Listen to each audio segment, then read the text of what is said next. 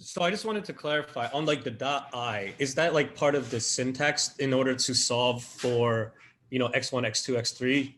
Or it's like when I do dot I, does it always take quantity and do it like to the -1 power? Yes, exactly. So the dot I, it's like the negative, the power -1 actually. Yeah, -1. Okay. Yeah. So in order to get -1, you have just to make it the power dot I. So even if it's like a simple equation like 4x, I don't know, 4x equals 8, if I do like quantity dot I, it's going to solve, it's going to like bring, it's going to do 8 divided by 4, essentially, right? Let me see that again, please. Like, so if the equation was like 4x equals 8, like obviously x equals 2, but then let's say if I do like 4 dot I times 8, then does the I will automatically like solve? Is I solving for x in that case? No. I'm butchering that question. But. No, it's not like that. So the I mainly, it's the inverse matrix. Okay. So, you know, in order to inverse the matrix, which is equivalent to moving, so let me just explain that again. We already said that last time, but let me just go quickly and explain that through what's certain here, because that's clear. So if you see here, and when we talk about matrices, it's important in order to multiply them to be sure that if you had like, you know, M, you want to multiply that by, let's say, N.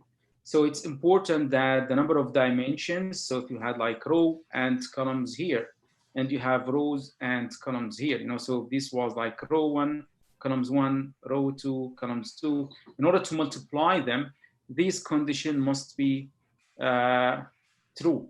So the number of columns here should be equal to the number of rows here in order to multiply them. So this is something we have to satisfy in order to multiply.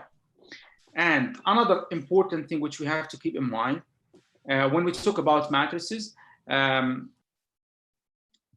if we had the matrix M, as you can see here, the result of multiplying M times M minus 1, it is 1. So this is like, you know, this writing here, it's like, you know, M minus 1 equals to 1 over M. Does this make sense?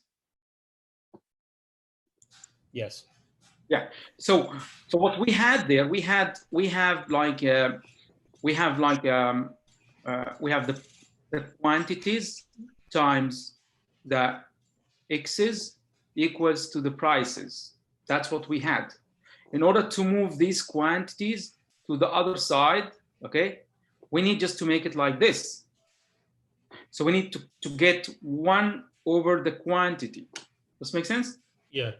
Yeah, that's why what we did actually, we said the array or the matrix that contains the x's, okay, equals to 1 over q times p.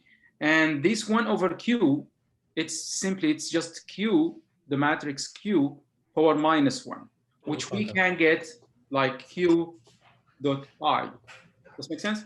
Okay, and then the dot I, that's only like a matrix function or matrix syntax. Exactly. So if you had an array, if you had a matrix, sorry, any matrix like M or Q, if you wanna get 1 over Q, then you can just say Q dot I. So this is the inverse of the matrix, actually. Got it. Yeah. Thank you.